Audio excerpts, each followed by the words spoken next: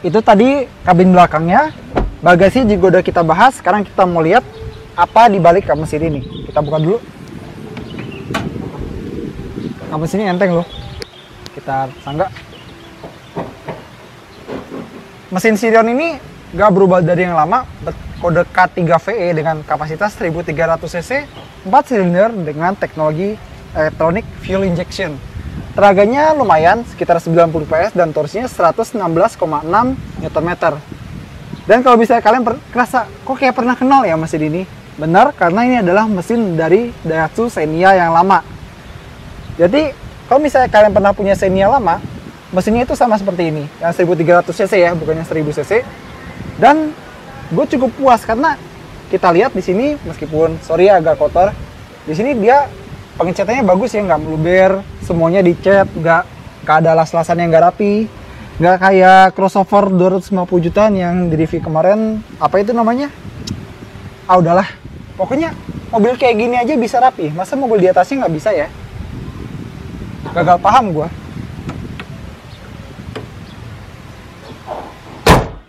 Sekarang waktunya kita test drive dan kita akan menyimpulkan plus minus dari mobil ini.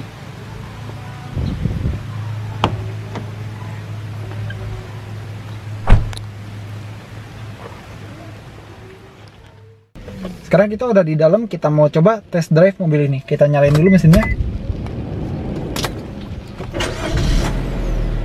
Tadi pas kita putar starternya getar, tapi setelah itu getar juga sih, tapi bukan getar yang ger gitu. Getarannya masih halus, tidak terlalu mengganggu, lumayan lah untuk sebuah mesin 4 silinder. Tapi gua harap getarannya bisa lebih halus lagi, karena ini mesin 4 silinder yang harusnya getarannya terasa lebih halus daripada 3 silinder. Jalan.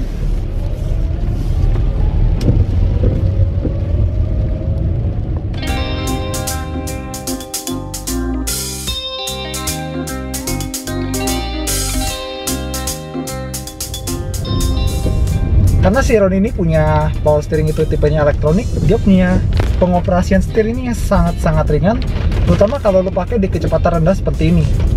Nih, gampang banget kan digerak-gerakinnya, nggak perlu effort yang sangat gede. Jadi ini sangat-sangat user friendly, terutama buat mereka yang baru belajar nyetir, terutama buat perempuan. Tapi gara-gara dia pakai elektronik power steering, gue merasa mobil ini feedbacknya tuh kurang. Dari jalan ke setir, kita tuh kurang bisa ngebaca kondisi jalanan melalui tangan kita di setir. Untuk kemudahan pengendaraan dan kenyamanan, memang setir yang enteng seperti ini cocok. Tapi kalau kalian mencari feeling yang natural, bisa membaca kondisi jalan melalui setir ini bukan yang terbaik, karena nggak ada yang mengalahkan feeling dari hydraulic power steering yang ada di mobil-mobil lain, terutama kalau misalnya lu adalah driver enthusiast. Tapi bukan berarti electronic power steering itu jelek. Ada yang bagus, tapi itu tergantung bagaimana pabrikan mendesainnya. Dan berikutnya lagi gue pengen berkomentar soal peredaman suaranya. Sirion ini, sorry to say, dia punya peredaman yang tidak bagus. Suara mesin masuk, suara AC juga tidak terlalu hening. Bahkan suara-suara dari luar, suara mobil, suara motor, suara ban, terutama kalau di kecepatan tinggi, dia masih bisa sangat menginterupsi ke kabin. Jadi kalau misalnya untuk pembaruan atau revisi di versi berikutnya, gua harap Daihatsu bisa memberikan ini ya, pelapis peredaman lagi di kolong, di sekitar sini, biar kabinnya makin senyap. Kita mau lewatin posisi tidur. Peredaman suspensi mobil ini ketika kita lewatin posisi tidur di kecepatan pelan tadi yang jeglek, itu masih dalam kategori nyaman. Jadi masih oke buat dibawa ke dalam komplek, ke dalam kota-kota gitu ya, di jalan yang sedikit berjerawat mungkin. Tapi tetap gue merasakan dia punya karakter suspensi yang aneh, karena mobil ini bukan city car ternyaman, tapi juga bukan city car dengan handling yang paling sporty. Maksud gue dia masih punya karakter kaku di suspensinya, tapi body rollnya tuh gede. Gue contohin sekarang. Tuh kan, sampai kameramen kita aja udah mau pusing kayaknya. Ya tapi itu tadi, suspensinya menurut gue harus dibuat lebih jelas lagi, mau nyaman atau mau sporty, tergantung Daihatsu-nya aja. Untuk mesinnya sendiri, meskipun masih ada getaran dan dia bukan mesin yang paling halus, dia punya performa yang cukup bagus, terutama untuk berakselerasi di putaran rendah gini.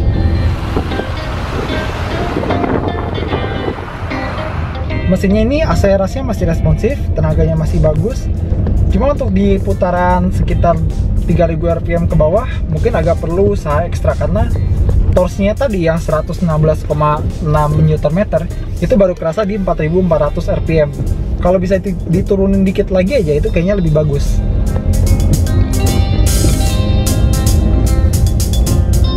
Tapi gue cukup senewan sama pilihan transmisinya. Dia cuma punya pilihan 4 speed otomatis atau enggak 5 speed manual. Yang otomatis tidak ada teknologi spesial, cuma torque converter biasa. Tapi yang manual itu lebih mengecewakan karena dia punya konstruksi yang menurut gue sangat tidak cocok buat city car, karena koplingnya tidak begitu enteng, terus transmisinya gampang oblak gitu ya, suka gak presisi. Terus kalau dipindah-pindah itu rasanya kasar. Itu seperti bukan transmisi manual city car, itu seperti transmisi manual pickup sayur lu pasang di Sirion ini. Dan itu menurut gue bukan bagaimana cara lu buat city car bertransmisi manual. Nanti kalau misalnya Sirion baru muncul, tolong ganti transmisi manual sama yang bagusan dikit ya. Dan kekurangan Sirion lainnya ada di remnya, karena remnya udah feelingnya tidak begitu bagus, terutama pedal feel-nya gini ya. Kalau dari kecepatan tinggi kita mau ngerem mobil ini, dia punya rem tuh yang kurang pakem. Jadi kalau misalnya kita seperti ini, agak butuh waktu lama untuk kembali ke posisi diam atau melambat ke kecepatan yang bisa kita kuasai. Terus gue pengen mengkritik fitur safety mobil ini. Dia punya dual airbag, 1, 2, seat belt ada, tapi sayang sekali dia tidak punya anti-lock braking system atau ABS. Jadi kalau misalnya panic braking, nanti remnya bakal ngunci. Padahal Hyundai Grand i10 GLS sama Mitsubishi Mirage Exit dia punya ABS dan EBD. Kenapa mobil ini nggak punya ya?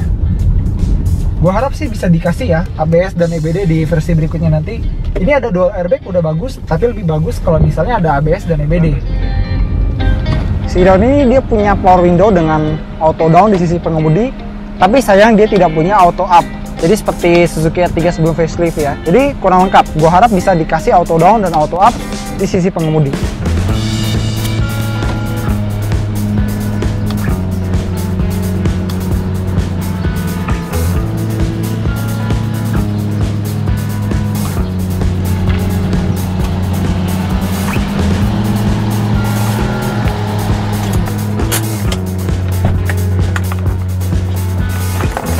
Dan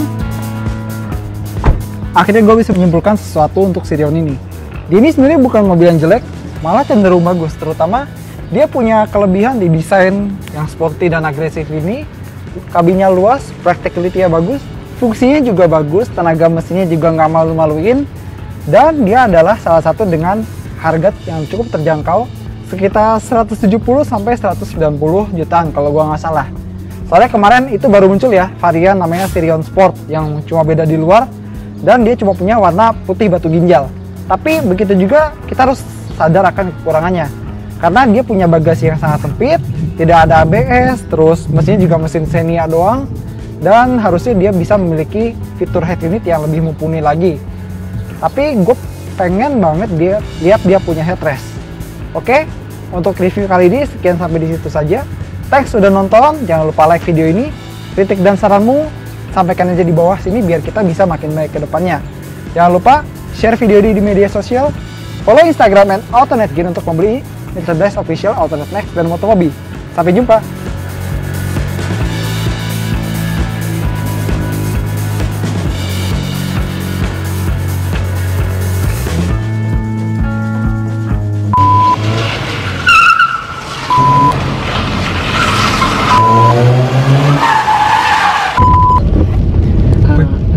Banyak amat yang masuk. Apanya? Notif HP gue. Kan bisa muter juga.